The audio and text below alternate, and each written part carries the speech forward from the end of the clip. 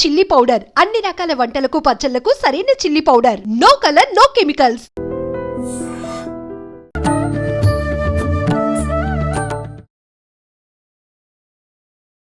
నమస్కారం, welcome to I dream. ధర్మ మార్గం విత్ విజిత కార్యక్రమానికి స్వాగతం. ప్రస్తుతం మనతో పాటు ఉన్నారు ప్రముఖులు శివరుద్ర సాధు గారు. ఇప్పుడు వారితో మాట్లాడి మరిన్ని విషయాలు తెలుసుకుందాం.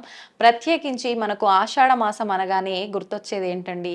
చాలా వరకు ఆషాఢ మాసం అంటే కొత్తగా పెళ్ళైన అమ్మాయిలు వాళ్ళ పుట్టింటికి వెళ్తుంటారు. ఇంకొక విషయం, ప్రత్యేకించి మన తెలంగాణ ప్రాంతాల్లో ఆషాఢం అనగానే మామూలుగా ఉండదు సందడి, బోనాల సందడి అనేది స్టార్ట్ అవుతుంది. ఆ నెలంతా కూడా మనం ఏ పండుగైనా ఒక్కరోజు 2 రోజులు జరుపుకుంటాం, కానీ ఈ బోనాల సందడి మాత్రం నెలంతా కూడా చాలా ఉత్సవంగా జరుగుతూనే ఉంటుంది. అసలు ఎందుకు జరుపుకుంటున్నాము, ఏంటి, ఇదంతా కూడా ఇప్పుడు వారితో మాట్లాడి తెలుసుకునే ప్రయత్నం చేద్దాం. నమస్కారం అండి. నమస్కారం అమ్మా. గురుగారు, మామూలుగా ఇప్పుడు బోనాలు జరుపుకుంటాం, సరే నెలంతా కూడా మనకి బోనాల ఉత్సవం కొనసాగుతుంది అని అనుకున్నాము. కానీ మనకు మొదటగా గోల్కొండ బోనాలతో ప్రారంభమయ్యి ఆఖరణ లాల్ దర్వాజా సింహవాహిని అమ్మవారి బోనాలతో ఈ బోనాల ఉత్సవం సమాప్తం అవుతుంది అని అంటూ ఉంటారు. ఎందుకని అంటే ప్రత్యేకించి మొదట గోల్కొండతోనే మొదలవుతుంది, ఆఖరణ సింహవాహిని, మధ్యలో మనం 4 వారాలు కూడా ఒక్కొక్క వారం ఒక్కొక్క అమ్మవారికి బోనాల సమర్పణ చేస్తూ ఉంటాము. దీని వెనకాల ఉన్న ఆంతర్యం ఏంటో తెలియజేయండి. ఇప్పుడు బోనాల నివేదనలో అమ్మా మీరు ముఖ్యంగా అంటే మన తెలంగాణ ప్రజలు తెలుసుకోవాల్సిన విషయము, ఆంధ్ర ప్రజలైనా భారతదేశం గర్వించదగ్గ పండగ ఇది, రాష్ట్రీయ పండగ అని అప్పుడు పోయిన గవర్నమెంట్ కూడా ప్రకటించింది. తెలంగాణ బోనాల అంతరార్థంలో వివిధ ప్రాంతాల వాళ్ళు వాళ్ళ ఇష్టంగా పెడతారు. కానీ ఇక్కడ తెలుసుకోవాల్సిన అంతరార్థమైన విషయం ఏంటంటే గొల్లకొండ బోనం ఆ విధంగా ఎందుకు, బల్కంపేట ఎల్లమ్మ తల్లి బోనం ఆ విధంగా ఎందుకు, 9 రోజులు ఒక్కో రోజు ఒక్కో దగ్గర ప్రత్యేక, మహంకాళి బోనాలు ఆ విధంగా ఎందుకు, ఉజ్జయిని మహంకాళి అని అంటారు మన దగ్గర, తర్వాత సింహవాహిని బోనాలు, ఈ విధంగా మాట్లాడి చూస్తే అమ్మ అంతరార్థంలో గొల్లకొండ బోనాల్లో అసలు ఆ చరిత్ర పుట్టింది కాకతీయుల కాలం నుంచి వచ్చింది. ఇప్పుడు కుతుబ్షాహీలది అనే చరిత్ర ముగింపులో ఉన్నారు వాళ్ళు. ఆ ప్రాంతంలో గొర్రెల కాపరి వెళ్ళి అక్కడ ఆ వ్యవసాయానికి సంబంధించిన కొండ ప్రాంతంలో ఆయన వనమూలికలు, ఆ మేకలు కానీ ఆ గొర్రెలు కానీ తినడం చూస్తూ ఉన్నప్పుడు ఈయన గారు ఏం చేశారంటే ఆ కొండ ప్రాంతం దగ్గరికి వచ్చి మేకలు మరణించడం గమనిస్తాడు ఆయన. అదేంటి, ఈ గొల్లకొండ అన్న ప్రాంతం ఇప్పుడుంటే ఒకప్పుడు కొండ మాత్రమే, అది ఆ ఎత్తైన కొండ, అది చాలా తగ్గిందమ్మా. ఇప్పుడు ఒకప్పుడు మా గురువులు చెప్పిన విషయం వేరు, అది చాలా ఎత్తైన ప్రాంతం, దాన్ని పైకి ఎక్కడానికి కూడా గుర్రాలు కూడా పోకపోయేటి అంట. అంత పటిష్టమైన కొండ రాను రాను రాను రాను తగ్గింది అనుకోండి. ఆ కొండ ప్రాంతానికి వెళ్ళినప్పుడు అక్కడ తినేది చేసేది ఇవన్నీ చూసినప్పుడు ఇక్కడికి రాగానే గొర్రెలు ఆ మేకల సముదాయం చావడం ఆయన బాధ కలిగి రెండోసారి మూడోసారి అలానే చేసినప్పుడు, వ్యవసాయంలో ఉన్న వాళ్ళకి చూడండి వ్యవసాయం ముఖ్యమైనది, ఈ పశువులని కాసే వాళ్ళందరికీ అదే వాళ్ళ జీవనాభివృద్ధి.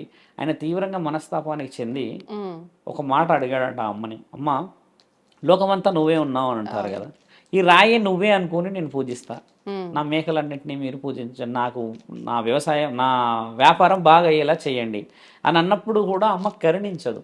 ఈయన ఏం చేస్తాడంటే అదే రాయికి తల బాదుకుంటాడు. తల బాదుకొని అక్కడే రక్తం మడుగులో ఉండి కాలం చేయగానే అమ్మ అక్కడ స్వయంభుగా ఇప్పుడు ఏదైతే విగ్రహం ఉందంటారో అమ్మ, ఆ విగ్రహమే అమ్మ వెలిసిన విగ్రహం, స్వయంభు విగ్రహం, అది గోల్కొండలో ఉన్నది. ఆ విగ్రహం రూపాల్లో అమ్మ వెలిసి అక్కడ ఉన్న గొర్రెలన్నీ కాపాడి అక్కడ ఉన్న ఆయనని కాపాడి ఏం చెప్తుందంట, ఇక పైన ఒక జ్యోతిని వెలిగించి ఇక్కడికి ఈ ప్రాంతంలో నేను ఉన్నానని మీరందరికీ చెప్పవలేను అన్నప్పుడు ఈ మాట ఆ మాట అప్పుడు కాకతీయుల సామ్రాజ్యం, కాకతీయుల రాజుల వరకు చేరితే ఆ గొప్ప చరిత్ర వనమూలికల సముదాయం అది గొల్లకొండ. వనమూలికలు అంటే తెలుసు కదమ్మా, ఒకప్పుడు ఆయుర్వేదమే మనకు బలం. అంత కొండ మీదకి వీళ్ళందరూ ప్రత్యేకత తీసుకొచ్చి అక్కడ మెల్లిగా దీపాలు పెట్టి అది పెట్టి ఇది పెట్టి, అమ్మవారి యొక్క ఆలోచన ఏంది, ఆమె గొప్పతనం ఆమె చూసుకోవాలి. ఎవరైనా దీపాలు పెట్టినా ఏం చేసినా వాళ్ళ యొక్క పనులన్నీ కావడం చేత పెరుగుతూ పెరుగుతూ పెరుగుతూ పెరుగుతూ వచ్చి అలా కుతుబ్షాహీల వంశస్థుల వరకు వచ్చినప్పుడు జరిగిన విషయంలో కుతుబ్షాహీల పాత్ర చాలా బలమైనది ఇందులో. ఒకప్పుడు ఏంటంటమ్మా, ముస్లిము, హిందూ, క్రిస్టియానిటీ గొడవలు లేవు. ఒకప్పుడు కేవలం అధర్మం మీద గొడవలు, అంతే. నీ రాజ్యం ఏంది, నా రాజ్యం ఏంది. మనోళ్ళు ముస్లిమ్స్ ఉండేవాళ్ళు, అందులో ముస్లిమ్స్ ఉండేవాళ్ళు, కానీ ధర్మం వైపే గొడవ జరిగేది. ఈ విధమైన గొడవలు ఒకప్పుడు 100 సంవత్సరాల క్రితం కూడా అలాంటివి ఉండే. అప్పుడు కుతుబ్షాహీల్లో ఉన్న రాజుగారు ఎర్రకోట దండయాత్రకు బయలుదేరాడమ్మా. దండయాత్రలో గెలిస్తేనేమో ఆయనకి ఇక్కడ శక్తి, ఆయన యొక్క రాజ్యం సుభిక్షంగా ఉంటుంది. లాస్ట్ దండయాత్ర అది. ఆ దండయాత్రలో ఓడిపోతే మాత్రం రాజ్యం విలీనం అయిపోతుంది, విచ్ఛిన్నం అయిపోతుంది. ఆ ఊహ తెలిసి ఆయన 2-3 నెలలు చాలా తీవ్రంగా ఆలోచన ఉండి ఇక్కడ ఒక దేవత ఉందని అన్నారు, ఇక్కడ ఈ కొలువై ఉంది ఇక్కడ అని అంటున్నారు. ఇప్పుడు ఎలా ఈవిడనన్నా వేడుకుందాం అని ఆయన గారు చేసిన ఒక చిన్న వ్యూహం ఏంటంటే అమ్మ నేను రాజ్యాన్ని వదిలి 6 మాసాలు ఖచ్చితంగా ఎర్రకోటకు పోవాల్సింది. అంటే ఇప్పుడు ఢిల్లీ ప్రాంతం, అక్కడ యుద్ధం చేసి నేను తిరిగి వస్తేనేమో నా రాజ్యం సుభిక్షంగా సువిశాలంగా చాలా చాలా వైభవంగా ఉంటుంది. లేని సమక్షంలో ఈ రాజ్యం అంతా కూలిపోతుందమ్మా. మీరు ఒకవేళ నిజంగా ఉన్నారు అని అంటే నాకు సహకరించి విజయం ప్రాప్తి చేసేలా ఏదైనా అవకాశం ఉందా అని అన్న రోజు రాత్రి అమ్మ కలలో కనబడుతుందంట, ఒక స్త్రీలాగా గట్టిగా నవ్వుతూ కనబడి, నీవు ఈసారి వెళ్ళిరా బిడ్డ, నీవు దిగ్విజయంగా తిరిగి వచ్చిన తర్వాత నేను అనుకున్న విధముగా నీకు సహకరిస్తాను, నీవు వచ్చే వరకు 6 నెలల్లో నీ రాజ్యాన్ని నేను చూసుకుంటానని మాటిస్తే ఆయన నమ్మడు. కల కదమ్మా, నమ్మశక్యంగా ఉండదు. ఆ తర్వాత ఆయన దండయాత్రకి వెళ్ళి 13 యుద్ధాలు చేసి వస్తాడంట. 13 గెలిచి తిరిగి వచ్చిన కమ్మ బీభత్సమైన పండగ ఎలా చేస్తాడంటే ఆయన ఆ విజయోత్సవము కొన్ని వందల ఏటలు అంటే ఆ మేకలు గొర్రెలు కోసి ఒక రాజ పండగ కుతుబ్షాయిలో అంటే ఒకప్పుడు గొల్లకొండ చుట్టూ వజ్రాల వ్యాపారాలు ఇలా పోసి అమ్మేవాళ్ళంట. ఇది మనకు తెలిసిందే చరిత్ర, హిస్టరీలో ఎప్పటికి ఉంటుంది. ఇలా పోసి అమ్మేవాళ్ళు చేసేవాళ్ళు అంట అని అన్నప్పుడు అందరు ఎక్కడెక్కడో దేశ నలుమూల నుంచి రాజులు, ప్రపంచ నలుమూల నుంచి వైభవంగా ఉన్న కళాకారులను పిలిపించి ఆయన అమ్మకి చేసిన పండగ అందరూ మెచ్చి ఆయన ఏం సమర్పించాలి, ఆమెకి ఏమి ఇష్టము, బోనం ఇష్టం ఆమెకి. బోనం అంటే ఏంది, వనభోజనం. వనభోజనం అనేది ఎలా తీసుకురావాలి, నెత్తి మీదే తేవాలి. ఈయన ముస్లిం అయిపోయి మరి నెత్తి మీద ఎలా తేగలడు? చూసిన వాళ్ళందరూ ఏమనుకుంటారు, ఆచార వ్యవహారాలు దెబ్బతింటాయి. కాబట్టి ఆయన చేసిన వ్యూహం చాలా చాలా ప్రశంసనీయమైనది. నెత్తి మీద బోనం పెట్టి ఆ బోనానికి మొత్తం ఆయన అక్కడి నుంచి కిందికి ఇలా పూలమాలలు వేశారు. దాన్ని సేరా అంటారు మన దగ్గర, సేరా. ఇప్పటికి చూసారా చాలా మందికి ఇలా పూల దండలు ఇట్లా కిందికి వస్తాయి. కొన్ని సాంప్రదాయాల్లో పెళ్లి కొడుకు కడతారు పెళ్ళప్పుడు. అలా ఈయన గారు చేసింది నెత్తి మీద బోనం ఎత్తుకొని మొత్తం ఇక్కడ దాకా పూల దండ వేసుకొని అంగరంగ వైభవంగా అఖండ జ్యోతి వెలిగించి ఆయన అమ్మ దాకా వచ్చి సమర్పించిన భోజనము, అక్కడ చేసిన ఆలోచన, ఆ పండగ వాతావరణం చూసి జగదాంబికాదేవి నాట్యం చేసిందంట. అక్కడ జగదాంబికాదేవి ఎవరు? పార్వతీమాత అంశం, ఆమె అడుగు. ఇప్పుడు ఎల్లమ్మ తల్లి అని అంటారు అక్కడ. అలా ఉన్నప్పుడు అమ్మ నాట్యం చేసి ఆ రోజు కలలో ఇచ్చిన మాట ఏంటంటే, నా మాటగా నీవు ప్రకటించు, ఇకపై ఆషాఢ మాసంలో మొదటి బోనం నాదే, జగన్మాతనైన నేను ఇక్కడ కొలువై ఉన్నానని రుజువు చేయి బిడ్డ, నీ బోనం నాకు బహు ఉత్తమముగా నచ్చినది, నీ వంశాన్ని కాపాడుతూ నా అంశాన్ని నిలబెట్టగలిగావు, కాబట్టి మొట్టమొదటి బోనం తెలంగాణ ప్రజలు నాకు అందజేస్తారు అని చెప్పిన ఆ ఆచారం ఆయన ప్రకటించాడు. మళ్ళీ ప్రకటించినప్పుడు అది రాను రాను రాను ఈరోజు మొదటి బోనం అక్కడికి పోయింది. అక్కడ బోనంలో మార్పులు చూడండి. మొదటి బోనం కుమ్మరి వాడే ఎత్తుతాడు అక్కడ. ఇది ఉంది ఆచారం. కుమ్మరి వాళ్ళు ఎందుకు ఎత్తుతారంటే మట్టి మనుషులు వాళ్ళు. మట్టి మనుషులు ఎందుకు అంటారు అని అంటే ఒకప్పుడు ప్లేట్స్, గిన్నెలు కానీ ఇంకేదైనా ఇప్పుడు చూస్తున్న ఇవన్నీ కూడా మట్టియే కదా. దాంట్లో ఏం ఆశిస్తారు వాళ్ళు, ఏం ప్రాఫిట్ వస్తుందని ఆశిస్తారు చెప్పండి. కాబట్టి ఏంటంటే నిర్మలమైన మట్టి మనుషులు అవ్వడం చేత అమ్మ వాళ్ళు పెట్టి నైవేద్యాలు వాళ్ళు పూజ చేసే దాంట్లో ఏం అడిగిందంట, బిడ్డ నా అంశాల మరి నేను ఉన్నట్టుగా రుజువు చేయవలను అని అంటే మీ వంశంలో నుంచి నాకు బిడ్డ కావాలి అంటే ఒకళ్ళు భక్తిగా ఉండేవాళ్ళు కావాలి. కొంతమంది ఉంటారు చూడండి, అమ్మవారి దగ్గరే జీవితం మొత్తం పెళ్ళిళ్ళు చేసుకోకుండా ఎప్పుడు కూడా ఇలాంటి ఆలోచన చేయకుండా అమ్మకే సేవల్లో ఉంటారు. మనం ఉన్నా లేకున్నా వాళ్ళు అదేదో మహిమలో ఉంటారు ఇలాగా పూజల్లో.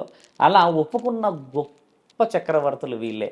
మట్టి మనుషుల దగ్గర, కల్మషం లేని మనుషుల దగ్గర నుంచి కోరిన మాటకి వాళ్ళు నీ ఆజ్ఞ ఎలా ఉంటే అలా అమ్మ అని చెప్పి వాళ్ళు కంప్లీట్గా అమ్మ ఆరాధనలో ఉండడం చేత మొదటి భోజనం, మొదటి బోనం ఇప్పటికీ వాళ్ళే పెడతారు అక్కడ. అందుకే మిగతా ఏ ఆలయం దగ్గర అయినా పురోహితులు ఉంటారు, బ్రాహ్మణులు కానీ ఒక మన దగ్గర మాత్రం వాళ్ళు ఏం చేస్తారు, జోగి పట్టుకొని తిరుగుతారు. ఒక వారం 10 రోజుల ముందు ఈ కుమ్మరి వాళ్ళంతా తిరిగి మొత్తంగా వీధిలో వేసినప్పుడు జోగి కూడా ఎలా పెడతారంటే ఈ కర్రతో చేసినవి ఉంటాయి కదమ్మా, దాన్నే గంప, పూల గంపలు, వెదురు గంపలు అంటారు. పెద్ద పెద్దవి పెట్టి దాంట్లోనే అమ్మవారి ప్రతిక పెట్టుకొని వాళ్ళు కొన్ని సన్నాయి డప్పులు శబ్దాలు చేసుకుంటూ డిల్లం పల్లం అని వస్తుంది, మన తెలంగాణలో చేస్తారు.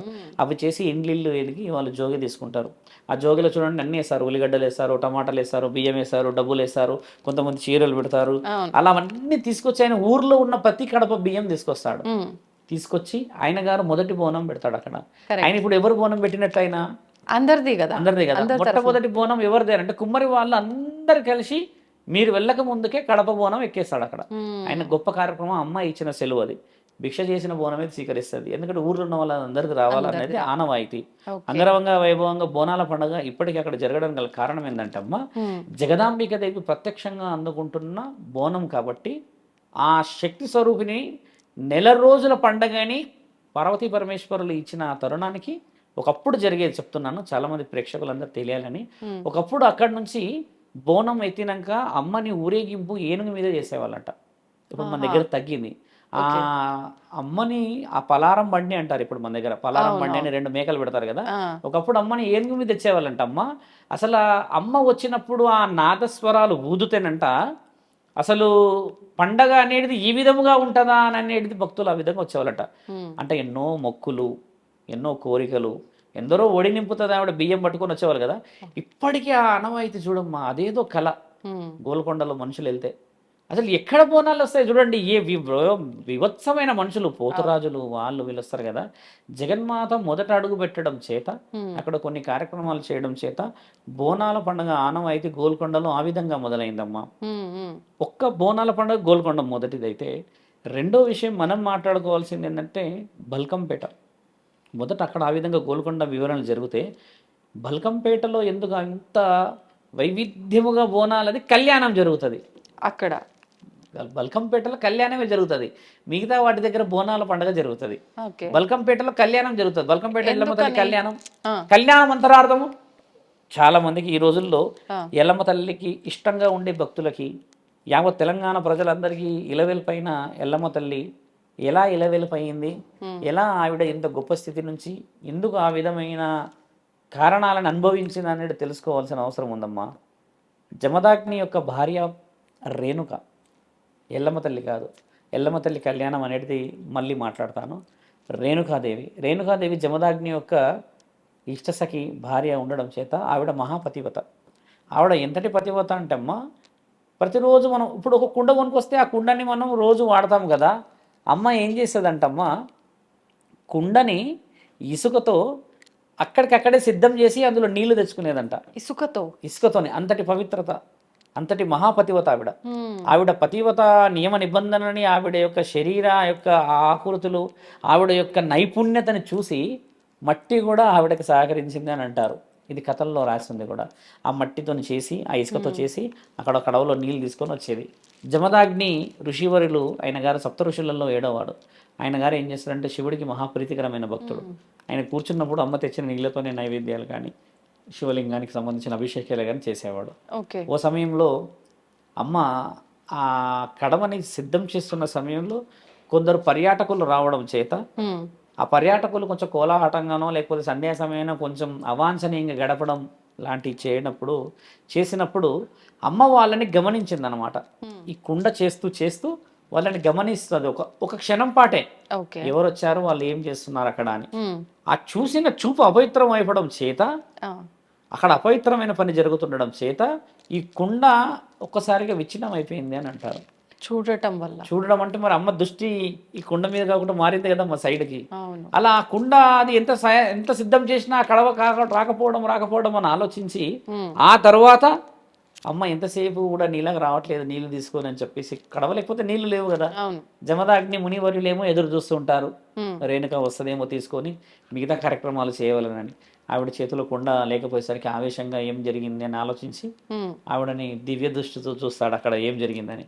తండ్రి ఇచ్చిన మహాశాపం ఏంటంటే అప్పుడు రేణుక, నేనున్నానన్న అశ్రద్ధ, నేను ఇక్కడ ఉన్నాననేది మరిచి అశ్రద్ధగా నీవు అపవిత్రాలు అయ్యావు, చూడలేని సంఘటనలను చూసావు. అలా నీవు పవిత్రతని నియంత్రణ నీవే కోల్పోయావు. మరియు నేను నీకోసం ఎదురు చూస్తున్నందుకు నాకు నీవు మర్యాద ఇయ్యలేవు, అంటే నేను నీ మదిలో లేను కదా అని చెప్పేసేసి, నీలాంటి వాళ్ళతోనే నేను సహించలేను, నీలాంటి అపవిత్రులతో నేను ఉండలేను అని చెప్పేసి కొడుకులను పిలుస్తాడు, 5 కొడుకులు అప్పటికి. ఓ, పెద్ద కొడుకుని పిలిస్తే, పుత్ర నీ తల్లి యొక్క తల నాకు కావాలి అని అంటాడు. అనగానే తండ్రి అలా చెప్పడం భయానకంగా, అక్కడ ఏం జరిగిందో చూడడం, ఈయన గారు నేను చేయలేను ఆ పని అనగానే, ఆయన ఆ మాట నేను అమ్మని ఏం చేయలేను అనుడే ఈయన గారు ఆయన తల తీసేస్తాడు. ఒకసారి తల కింద పడుతుంది. అలా 3 వస్తారు, 4వ వాడు వస్తాడు, అందరు తలలు పడతాయి. అమ్మ తల ఎవరు చేయలేరు కదా. 5వ వాడు వస్తాడు, తల్లి కారణజన్ముడు పరశురాముడు. ఆయన గారు వచ్చి నిలబడతారు. ఇక నిలబడేసి చూసుకుంటాడు, ఓహో 4 తలలు పడ్డాయి ఇక్కడ, నాన్న కోపంలో ఉన్నాడు అంటే ఏదో విషయం జరిగింది ఇక్కడ. నేను ఇప్పుడు నో అంటే నా తల ఆడబడుతుంది, ఎస్ అంటే ఇప్పుడు ఏం చేయాలో తెలీదు, చెప్పండి నాన్న అని అన్నప్పుడు ఆయన అంటారు, నీ తల్లి తల నాకు కావాలి అని అంటాడు. అనగానే ఆయన ఆయుధం గండ్రగొడ్డలి, అవును, 2 వైపులా షార్ప్ ఉంటుంది. అది పట్టుకొని ఒకటేసారి అమ్మ ఇంకా పడుతూ ఉంటే, అమ్మ నాయన పుత్ర నీవు మీ తండ్రి చెప్పినడం ఏంటి, నువ్వు చేయడం ఏమిటిరా అని అన్నా కూడా నా తండ్రి మాటే నాకు అంతిమమని ఒకటే అమ్మ పరిగెత్తుతూ ఉంటే ఈయన వెనక పరిగెత్తుతూనే ఉంటాడమ్మ. అలా ఉరికి ఉరికి ఉరికి పరిగెత్తినాక ఒక కొండ ప్రాంతానికి చేరుతుందమ్మ. ఆ కొండ గుహ లాంటి ప్రాంతంలోకి అమ్మ వెళ్ళిపోద్ది. వెళ్ళిపోగానే ఆ కొండ ప్రాంతం బయటని ఇంకో స్త్రీ ఈ కేశాలన్నీ ఇలా పెట్టి ఇలా ఇలా అనుకుంటూ ఉంటుంది, స్నానం ఆచారం. ఇంకా స్త్రీలు ఇప్పటికి ఇలా ఇలా అంటారు కదా, ఇలా అంటే ఈ నిమురుతూ ఉంటారు, అంటే ఆరడానికో లేకపోతే ఇంకేదో నీళ్ళ కోసం అని. అలా చూసినప్పుడు ఈవిడే ఆవిడ అనుకోని తండ్రి వచ్చి ఆవిడ వేస్తాడు, వేటు తల తీస్తాడు. తీసేయగానే ఆవిడ తల చూసేసి, మా అమ్మ తల కాదే అని చూసినప్పుడు, ఏమైంది బిడ్డ అని ఆవిడ బయటికి రావడం చేత, నువ్వు ఇక్కడ ఉన్నావు అని మళ్ళీ ఆవిడ తల తీస్తాడు. 2 తలలు అక్కడ పడతాయి.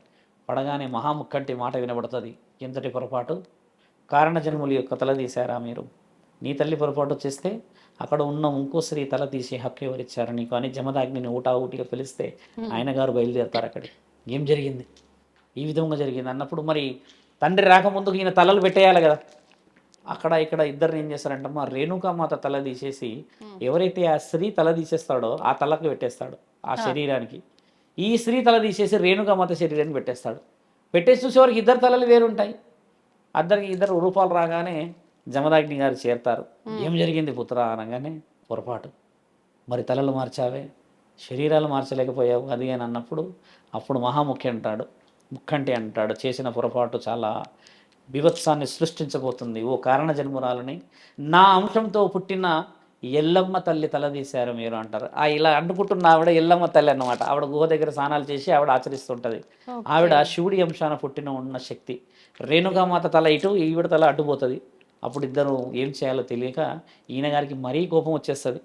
అప్పుడు తండ్రి శపిస్తాడు, నేను ఎంత చేసినా నువ్వు తప్పించుకునే అవకాశం ఉంది కాబట్టి నీ ఒళ్ళంతా జలధరించే విధంగా గజ్జి తామర దురదలు పెట్టి, పరశురాముడికి కాదు రేణుకామాతకి, నీవు అనుభవించవలేను అని తండ్రి గట్టిగా మందలిస్తాడు. ఆ మాట రేణుకామాతని శాపంలాగా పెడతాడు. ఇంతటి శాపమా అని చెప్పేసి భరించలేని పరిస్థితి. ఈయన గారు ఎవరికి పెడతాడో శాపం మీరు గమనించాల్సిన విషయం. శరీరం ఎవరికి ఉన్నది, తల ఎవరికి ఉంటే ఆ తలకే తగలాలి శాపం. రేణుక తల ఉన్నది ఎల్లమ్మ తల్లి కాబట్టి ఈవిడకే తగులుతుంది శాపం. ఇక్కడ ఉన్న ఈ తలకు సంబంధించిన ఆవిడ ఏం చేస్తుంది, వెళ్ళిపోక తప్పదు. ఎందుకంటే తండ్రి ఎలాగో నన్ను చంపుతాడు, ఈయన పెట్టిన మాటలు విషయ వివరణలు చాలా నాకు అవమానం జరిగిందని అమ్మ ఏం చేస్తుంది, ఊటిన పరిగెత్తుకుంటూ వచ్చి ఓ కొండ ప్రాంతం నుంచి కింద పడిపోతుంది. ఇలాగ నీళ్ళల్లో పడి ఇలాగే పడుతుందమ్మ. బల్కంపేటలో విగ్రహం చూసారా ఎలా ఉందో, అమ్మ పడ్డ బావి అదే. ఇప్పుడున్న అదే బావి అక్కడే. ఈ తతంగం అంతా జరిగింది బల్కంపేటలో.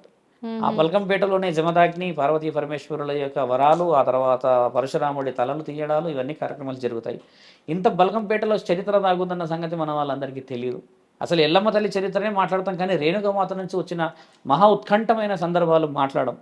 అలా ఎల్లమ్మ తల్లి నీళ్ళల్లో ఉండడం చేత ఆ తల్లి శాపం పెట్టినాక ఒక శక్తి స్వరూపిణి, మరి ఆడది కాబట్టి ఆ ఆడవాళ్ళు ఈ లోకంలో ఎలా ఉన్నా లోకం పరిస్థితి తెలుసు కదా, అంటే సర్పరూపాన్ని దాలుస్తుంది. సర్పరూపాన్ని దాచి అడవిలో తిరుగుతుంటుంది. ఎందుకంటే పాపం పండే రోజు వచ్చేవరకు అలా సర్పంతో అడవిలో తిరుగుతూ ఉంటే ఒక రోజు ఋషివర్యులు చూస్తారు. కొందరు ఋషులు వస్తూ ఉంటారు సముదాయం. అదేమిటి, ఒక సర్పం చాలా నైపుణ్యంగా కనబడుతుంది, ఏదో శక్తి ఉన్నట్టుంది, శరీరం కూడా ఏదో అవస్థ పడుతున్నట్టు, గజ్జి తామర ఏదో దురదలాగా ఇట్లా ఉంటాయని చెప్పాను కదమ్మా, జలధరించే విధంగా కనబడుతుందని ఆ సర్పాన్ని వాళ్ళు ఏం చేస్తారు, ఆ శాప విముక్తి చేసినప్పుడు అమ్మ రూపం ఎత్తుతుంది. నేను ఫలానా అన్నప్పుడు అప్పుడు వాళ్ళు చెప్తారు, మహాముఖడ్డి మాటగా మీరు కలియుగంలో ఈ యొక్క ప్రాంతానికి మీరు ఇళ్ళ వెలుగులవుతారు. మీ పూజలు నియమ నిబంధనలని చాలా చాలా స్పష్టంగా జరుపుకుంటారు ప్రజలందరూ. మీకు మంచి సమయం మంచి గడియలు ఆసన్నమైన అన్న తరుణం. ఈయన గారు ఒక వ్యవసాయం చేసే వ్యక్తి అమ్మ బావిలో ఉన్నదని చెప్పాను కదా, మా ఆయన గారికి నీళ్లు తవ్వడానికి కానీ చేయడానికి అప్పట్లో పూర్వం కూడా 100 సంవత్సరాల క్రితం కూడా బావిలే ఉండే కదా. ఆ బావిలు తవ్వుతూ ఉంటే ఒక ఆయన ఒక దగ్గర ఈ ప్రాంతం తవ్వడానికి మొదలుపెట్టాడు 700 సంవత్సరాల క్రితం. ఈ చరిత్ర జరిగింది 13వ శతాబ్దంలో. 13వ శతాబ్దంలో ఈ చరిత్ర అయితే, అంటే ఎల్లమ్మ తల్లి చరిత్ర, దేవుళ్ళ చరిత్ర కాదు. 700 సంవత్సరాల క్రితం బల్కంపేట తల్లి పుట్టింది. అయితే బల్కంపేటలో ఆయనగా తవ్వుతున్నప్పుడు ఆ నీళ్లు ఒకటేసారి ఊటలాగా పడడం చూశాడట. ఒక 10 అడుగులు కిందికి పోయి ఏంది నీళ్లు వస్తూనే ఉన్నాయి, ఒక రకంగా ఉన్నాయి కదా అని చూసి ఆ 10 అడుగులు తవ్విన తర్వాత చూస్తే ఒక విగ్రహం ఇలా పడుకొని ఉందంట తల కిందికి పెట్టి. అప్పట్లో అమ్మ అక్కడి నుంచి పడింది కదా, ఆ విగ్రహాన్ని ఇలా మలిపి చూసేవరకు ఇప్పుడున్న విగ్రహం ఆ విగ్రహం ఒకటే, అదే విగ్రహం, అందులో ఏం చేంజెస్ లేవు. ఆ విగ్రహాన్ని చూసి చాలా ఆశ్చర్యపోయాడంట. ఒకరో శక్తి స్వరూపిణి ఉందా, లేకపోతే ఒకరు దేవతనా ఈవిడ, ఇందులో ఉండడం ఏమిటి, మాకు దొరకడం ఏమిటి అని ఆయన గారు వెళ్ళి ఊరిలో పెద్ద మనుషులకు చెప్తే ఆ పురోహితులు, కొంచెం సాధువులు, లేకపోతే అప్పట్లో ఉన్న పెద్ద మనుషులు, ఋషులందరూ వచ్చి ఏం జరిగిందంతా చూసేసి వేద పాఠాలని, పఠనాలని, యాగాలని అవన్నీ చేసి చూస్తే ఈవిడ రేణుకామాత, ఈవిడ ఎల్లమ్మ తల్లి రూపాన వచ్చింది. కాబట్టి ఈవిడ రేణుకా ఎల్లమ్మ తల్లి. ఇకపైన ఈవిడకి ఇక్కడే మనం చరిత్రలో నిలిచిపోయే గడియ చేయవలను. ఈ గడియ ఎవరి ద్వారా జరిగింది? జమదాగ్ని వల్ల జరిగింది. మరి జమదాగ్నిని పిలిపించండి, అమ్మకి మాంగళ్యం చేయవలేను. ఇద్దరిని కలపడానికి చేసిన మహా పెళ్ళి అది. అంటే అప్పటికీ భార్యాభర్తలు వాళ్ళిద్దరు. కొన్ని సందర్భాలకి ఇద్దరు కొంచెం దూరం జరిగారుగా. ఆ మహాభాగ్యం చూసారా? ఈరోజు మనందరి చేతుల్లో వాళ్ళిద్దరు పెళ్లి చేసే అవకాశం యావత్ తెలంగాణ ప్రజలు కానీ వేరే ప్రజలు దేశాల నుంచి వస్తారు. ఇప్పుడు అమ్మకి పెళ్లి చేయాలి అన్న ఆలోచన ఆల్రెడీ వాళ్ళిద్దరు భార్యాభర్తలు. మరియు ఒక జమదాగ్ని రేణుక అమ్మ అంటే శక్తి స్వరూపులు కాబట్టి, కానీ ఇక్కడ తల శరీరం వేరువేరుగా రూపాలు ఎవరు అక్కడ రేణుకా ఎల్లమ్మ అని చెప్పాం కదా, పేరు వచ్చింది రేణుకా ఎల్లమ్మ. దేహము తర్వాత తల వేరైనా కూడా రూపాలన్నీ ఒక దగ్గరికి చేర్చారు, పేరు కలిసింది కాబట్టి అమ్మ తరుణం కలిసింది కదమ్మా.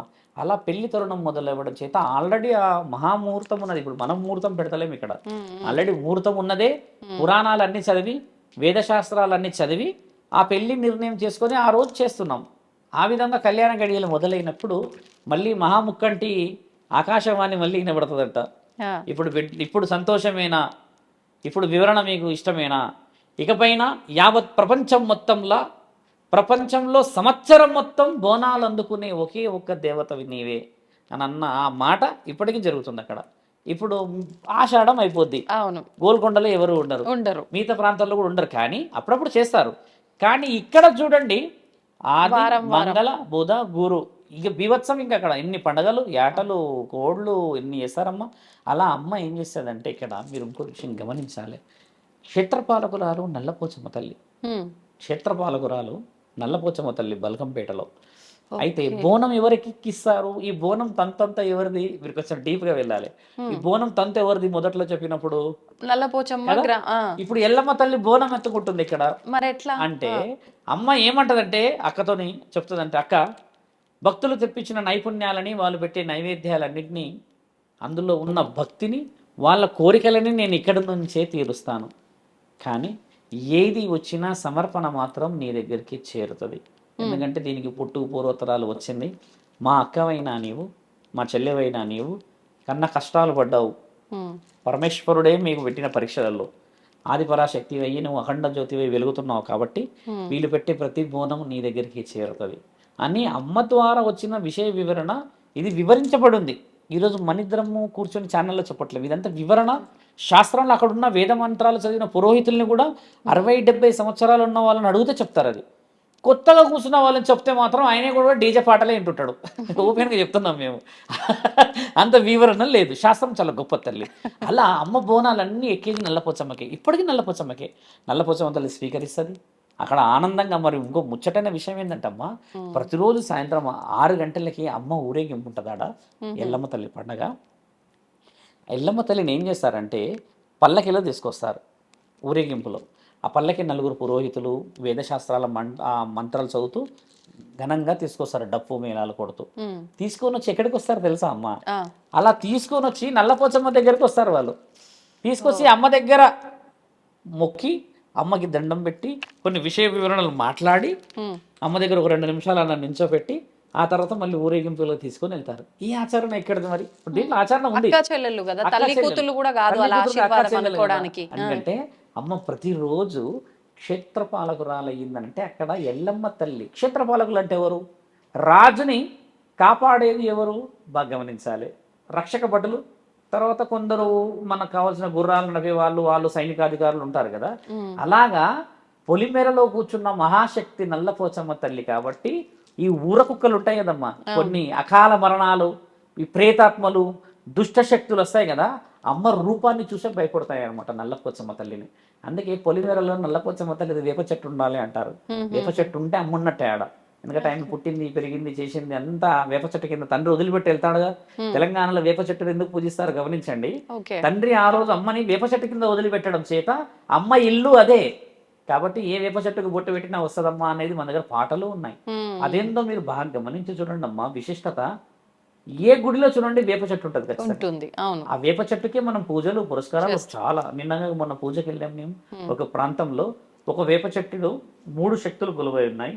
ముత్యాలమ్మ, తర్వాత సంతాన లక్ష్మమ్మ, తర్వాత ఎల్లమ్మ తల్లమ్మ. చెట్టు ఇలా ఉండి ఇలా 3 పాయలు అయింది. ఇంత కింద లావు కండ 3 ఇట్లా ఉండి మధ్యలో ఒక శక్తి. అయితే 3 ఉన్నారని ఆ అమ్మకి కళ్ళలో కనబడతారంట. ఎవరికి? అక్కడ ఉన్న భక్తురాలకి ఆవిడ ఇష్టంగా పూజించుకుంటుందంట. కానీ ఆమెకి ఏ దేవుడు ఎవరో తెలియదంట. నా కళలో వస్తుంది, నేను పూజిస్తా స్వామి అంటే. కానీ నేను ఏమి గుర్తుండదు నాకు. దీపం పెట్టమంటారు, దీపం పెడతా చేస్తా. అది ఒక ఫ్యాక్టరీ అది. నేను పోయి మనం వివరించా ఈ విధంగా ఉందంటే ఆమె ఎంత ఆనందపడుతుందంటే, ముగ్గురమ్మలు అని కళలో వస్తుంది కానీ 3 అమ్మలు ఎవరో తెలియదు స్వామి, మా పరిస్థితి ఇలా ఉంది చూసారా అని అంటమ్మా. వేప చెట్టులోనే అంత అర్థం ఉంది. 3 శక్తులకి 3 లాగా చెట్టు పెరగడం ఏంటి మీరు ఆలోచించండి. అలా ఇంత పెద్ద పెద్ద చెట్లు లేవమ్మా. ఇలా వేప చెట్టు మీరు అన్నట్టుగా బల్కంపేటలో నల్లపోచమ్మ తల్లి యొక్క ప్రస్తావన చాలా పెద్దది. ఇప్పుడు వివాహం అయిన వాళ్ళని, నూతన దంపతులు ఇద్దరిని ఊర్లో గ్రామ దేవత దగ్గర ఖచ్చితంగా నమస్కారం చేసి కొబ్బరికాయ కొట్టి తీసుకెళ్తారు. దీనికి దానికి ఏమైనా సంబంధం ఉందంటారా? గ్రామ దేవత దగ్గర ఎందుకు తీసుకెళ్ళాలి అంటే అమ్మా, గ్రామంలో పచ్చి శరీరాలు అంటే ఎలా చెప్పొచ్చు, ఒక అమ్మాయి పెద్ద మనిషి అయిన కార్యక్రమాలు చూస్తే ఆవిడ 11 days వెరీ వెరీ వెరీ అంటే ఎలా చెప్పచ్చు, సెన్సిటివ్ ఉంటుంది శరీరం. పచ్చి శరీరం అంటారు. అప్పుడు దుష్ట శక్తులు ఆవహిస్తాయి అంటారు. ప్రేతాత్మలు, పిశాచులు పొలిమేర దాటి వస్తాయి అంటారు. ఇంకో విషయం బాల్యంతలకు అంటారు. ఇంకో విషయం గర్భవతికి అంటారు. ఇంకో విషయం ఈ కొత్తగా పెళ్ళైన వాళ్ళకి అంటారు. ఎందుకంటారంటే వాళ్ళు పసుపు కుంకుమలతో స్నానాలు చేపించి శరీరం అంతా పవిత్రంగా చేయడం చేత వేరే శరీరానికి మాంగళ్యం వచ్చిన తర్వాత ఆవిడ అపవిత్రం అయిపోతుంది. శారీరకంగా కావచ్చు, మాంగళ్యంగా కానీ దుష్ట శక్తులను ఏం చేస్తాయంటే అలా పవిత్రంగా అయిపోయిన తర్వాత వీళ్ళని పవిత్రంగా కలవనీయకుండా ఉండడానికి శరీరాన్ని ఆవహించే అవకాశాలు ఎక్కువ ఉండడం చేత ఈ గ్రామాన్ని కాపాడడం చేత బిడ్డకి స్వయంభూ రక్ష. మీరు బిలీవ్ చేయండి, ఇప్పటికీ కూడా తెలంగాణ ప్రజలైనా ఆంధ్ర ప్రజలైనా గ్రామ దేవత దగ్గరికే పెళ్లి కూతురుని తీసుకెళ్తారు. ఇప్పుడు బరాత్ అంటాం అమ్మ, ఆ బరాత్ మొదలయ్యేది కూడా గుడి నుంచే మొదలవుతుంది. మళ్ళీ గుడి దగ్గర వాళ్ళు ఉదాహరణకు వాళ్ళు ఉప్పల్లో ఉండనుకో, ఉప్పల్లో కూడా వీళ్ళు గుడి దగ్గరికి వెళ్తారు. అక్కడ వెళ్ళి ఆ ధూపదీప నైవేద్యం హారతి పెట్టుకొని ఒక 10 మందో 20 మందో వచ్చి అది అక్షంతలు తీసుకొని వచ్చాక అక్కడ నుంచి మొదలవుతుంది ఇక మళ్ళీ డీజేలు. అంటే ఇది ఆనవాయితీ మన దగ్గర ఉంది, కాకపోతే మార్పులు కొంచెం ఇటు అటే.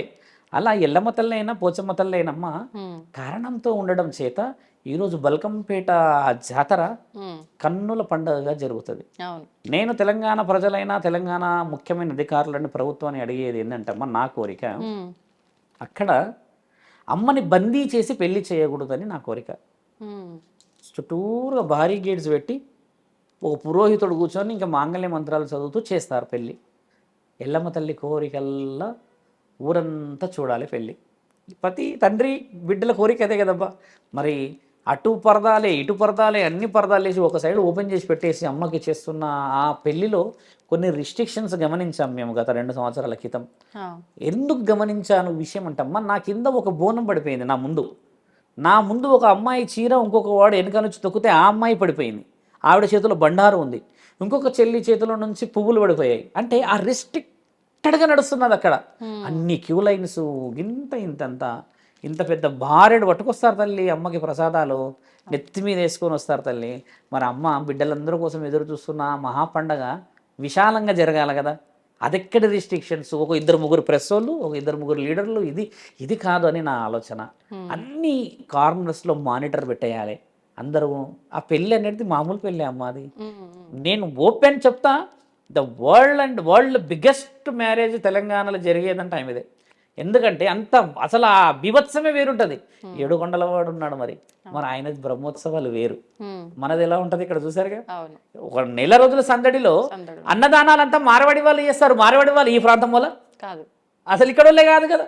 తినేది ముస్లిమ్సే తింటారు, ఇంక ఇక్కడ కూడా ఆకలైనా కూడా ప్రతి తింటారు. ఆ యాటలు కోసి గుడ్లు పెట్టి ఎన్ని పెడతారు. ఒక దగ్గర చూసాము, కార్ పార్కింగ్ చేసి వెళ్తూ ఉంటేమ్మా ఇంత పెద్ద గమేళ్ళ కోడి గుడ్లు ఉన్నాయి, గుడ్లు కూడా పెట్టారు. అయితే నేను అడిగిన ఏంది అంటే ఎగ్ మసాలా చేస్తున్నాం స్వామి అన్నాడు. ఎవరికైనా అన్నదానం పెడతాం ఇప్పుడు అంటున్నాడు.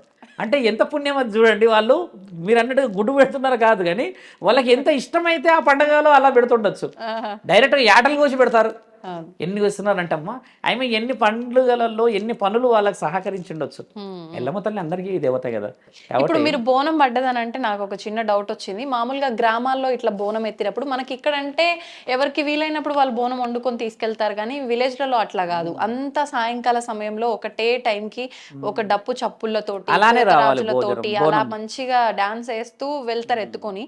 ఇవి ఎత్తుకొని వెళ్తున్నప్పుడు అంటే జనం ఒకరికొకరు తగలటమో ఏదో రకంగా దాంట్లో అంతరార్థం దాగుంది మీరు అన్న ప్రశ్నలో. ఈ బోనం కింద పడుతుంటాయి కొన్నిసార్లు కొంతమందివి.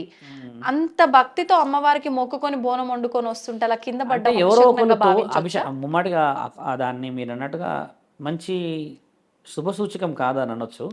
దాంట్లో అంతరార్థం ఏంటంటమ్మా, ఒక బోనం ఎత్తిన వ్యక్తులు ఎవరైతే ఉంటారో వాళ్ళు బోనం ఎత్తేసేసి వీళ్ళు ఆడుతున్న నాట్యమే కానీ వీళ్ళు చేస్తూ పోతున్న అంగరంగ వైభవంలో వాళ్ళంతల వాళ్ళ ద్వారా అశ్రద్ధ ద్వారా పడ్డ బోనం వేరు, బోనమంతల బోనం కదలడం వేరు. అంటే ఒక వ్యక్తి తోసింది అయితే ఎప్పటికీ తప్పు కాదు, వెనకాల ముందు నుంచి రావడం చేయడం. కానీ కొంతమంది ఆడుతూ బోనం టక్కున పడిపోద్ది. అలా పడిపోవడం అపవిత్రం. అంటే అమ్మ ఏదో సంఘటన ఏదో జరగబోతున్నదాన్ని ఆపడానికో లేకపోతే ఏదో ఇష్టం లేకుండా ఏదో జరుగుతున్నదని ఆపడానికో ఇచ్చిందన్నది హింట్. అది చెప్పేటోళ్ళు కూడా లేరు ఈ రోజుల్లో. అపవిత్రం అనేది భావించడం అనేది ఒకటి మైండ్లో ఉంది. ఇప్పుడు నేను అన్న స్త్రీ ఆల్రెడీ బోనం సమర్పించిన నెత్తి మీద పట్టుకొని వస్తారు కదా. తర్వాత చాలా ఫీల్ అయిపోతే నేను అక్కడ ఇద్దరు ముగ్గురుతో కొంచెం ఈ అబ్బాయిలు ఏం చేస్తున్నారంటే మన వాళ్ళు మునగాళ్ళు అందరూ బౌ అని ఊదుకుడు పోతారు. అదేదో ఇట్లా వస్తుంది బయటికి, అది ఊదుకుడు పోతూనే ఉంటారు. ఎంతమంది ఉంటారు తెలుసా అమ్మ ఊదేటోళ్ళు. ఆ రైలు ఇంజన్ అన్న ఆగిపోతుందేమో అంతమంది ఉంటారు, లైన్గా అంతవరకు ఉంటారు. 70-80 మంది ఉంటారు అలాగా. మరి అక్కడ ఉన్న వాళ్ళకి ఇబ్బంది జరుగుతుంది కాబట్టి అంటే ప్రభుత్వం ఇలాంటి విషయాల్లో కొంచెం చర్యలు తీసుకోవాలి. స్త్రీలకు అవమానం జరగకూడదు. బల్కంపేట బోనాలలో ప్రత్యేకత ఏంటంటమ్మా, ఖచ్చితంగా ఆ కళ్యాణం చూడాలనేది చాలామంది కోరిక.